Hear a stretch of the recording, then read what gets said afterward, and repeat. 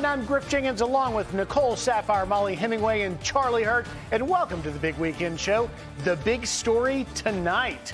A big embarrassment for President Biden. New polling out today gives former President Trump a double-digit lead on top issues for voters, including the economy and immigration. That polling bummer probably isn't something lunch at a swanky Los Angeles hotspot for Hunter's birthday earlier today could fix. When asked who is better on the economy, 55% says Trump, 33% says Biden. And Trump's lead expands by more than 30% when voters are asked about immigration and border security. Here's Trump earlier on Sunday Morning Futures. We've won just about everything we've touched. We had record numbers in, as you know, big records in New Hampshire, and Iowa was the largest percentage anyone's ever won by. So we're having tremendous victories, and I would think that it would be soon. I would certainly think so. And we're leading Biden in virtually every poll. And Trump's success seems to really piss Biden off. According to Politico, Biden recently called Trump a, quote, sick F-bomb and a effing ass bleep. Not a surprise, considering Biden's history of foul language. More inflation. What a stupid son of a... You're a damn liar, man. That's not true. You're a lying dog-faced pony soldier. What do you do over there? Let's remember who the hell we are. He actually said that. He said that. How dare he say that? Wash that man's mouth out with soap. Biden's slip of the tongue aren't the only worries for his reelection campaign. A new report out today says they are bracing for the outcome of the classified documents probe. Specifically, the investigation will find, quote, embarrassing details and possibly with photos. That is, of course, the Robert Hur investigation. We remember the boxes of documents next to the Corvette in the Delaware home. We're going to get to that. But this polling is really quite something. This is an NBC poll with these numbers. And there is, if your name is Joe Biden and you're looking for a pony in there, you didn't find it on NBC. And NBC analysts were very adamant to point out that this is the worst Joe Biden has done. In fact, we put a little bit together of NBC folks talking about how significant this lead is. Listen here.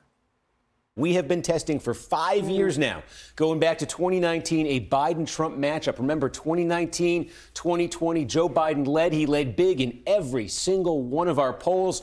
For the first time in November, Donald Trump polled ahead in our poll, and now at 5 points, this is the biggest lead NBC has ever had in 16 polls for Donald Trump over Joe Biden.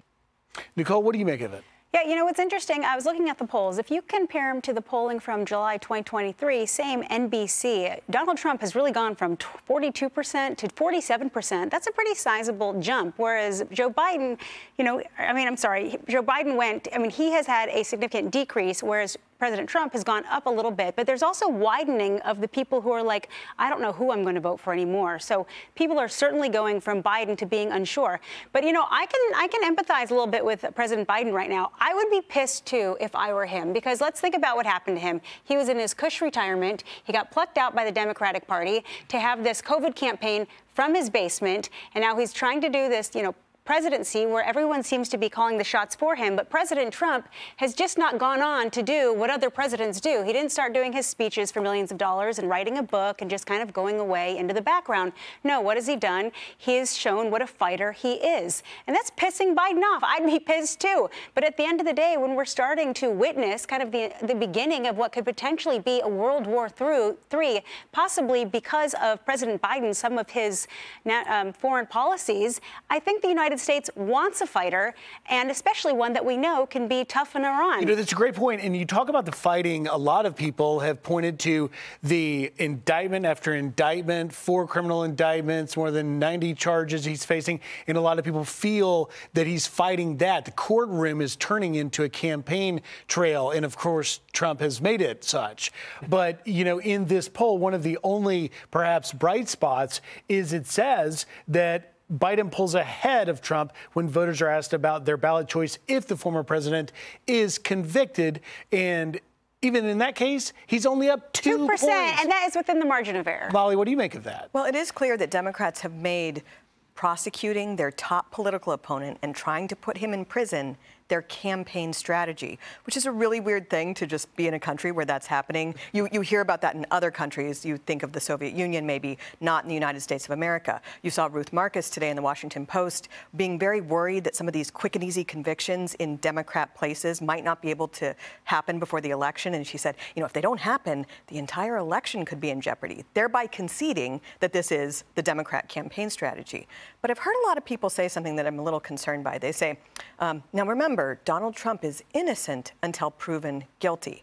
And that's not actually what we're dealing with here. When you're dealing with politicized prosecutions, trumped-up charges in Democrat jurisdictions where you can get easy Democrat juries for a quick conviction before an election, I don't think people view this as a legitimate trial. And so whether or not he's convicted, like the whole point is to convict him. And so people, I think, are actually getting ready for that. And I don't think, I'll be curious if and when that happens, whether we'll see so many people switching votes, as they say. You mentioned Ruth Marcus, and I think it's fascinating watching my colleagues in the media very worried about this. We put a little mix of that together. Watch. Boy, some headwinds in that poll. Yeah, headwinds to say the least. Not good. Not good. This polling just seems to dog this administration after everything it seemingly does. Just so many bad numbers coming out for Biden. And I know they keep saying the race has not been fully engaged yet. Voters are sort of tuned out. And when it's a contrast, it'll be much different. But that has to be concerning, even if the Biden campaign brushes it off. Not good. Not good, Charlie. I guess it depends on your perspective. But, you know, 22 points down on the economy is Joe Biden, 35 points down on the border, which polls show is now one of the top, if not the top issues for voters right now. It doesn't get much worse. And to me, I think the most troubling thing for these guys is that, you know, they, to your point, Molly, they have spent every rhetorical bullet and legal bullet they have to stop Donald Trump. What are they going to do between now and November? They don't have any ammo left. And so this actually might be a high watermark for Joe Biden to be 5 points over Donald Trump. And for Joe Biden to be only 5 points behind Donald Trump. And so not only have Democrats and the media run out of ammunition to throw at Donald Trump, and he's still holding, you know, billions of dollars worth of negative and a lot of it false advertising against Donald Trump that he has managed to persevere through. But here's the other thing. Donald Trump won in 2016 because of the issues. He was right on the border. He was right on, you know, the economy. He was right on energy exploration, and he's running that campaign again now. And so, as we go through the election and as we go through the campaign, the more and more Donald Trump manages to make this election about issues, it's only going to help him, because on all the issues, not just the economy and the border, although those are, I think, high points for him, on all the issues. He always wins on the issues. It's his personality. You talk about the issues. Go ahead. Well, Griff, all you have to do is look at President Biden's Twitter or X profile to realize how out of touch he is with the American people, and to know that he's really trying to pull the wool over a voter's eyes. He put out a tweet today that showed how many jobs were created under the past presidencies. And he showed Donald Trump having a deficit, saying, you know, the only president worse since the Great Depression. It's like and then he's like, and look at how well I did. It's like, and he fails to mention the obvious of what happened during that time, which is COVID. And Americans are much smarter than President Biden wants to give them credit for. Well, and, you know, yesterday, Molly was talking about, for the first time, we're going to get to compare a previous president and a previous president's record, really, for the first time in the modern era.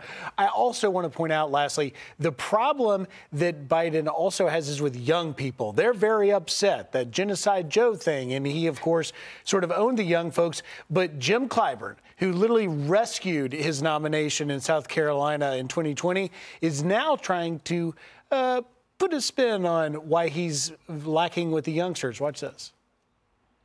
That they tell me that their only issue is with style.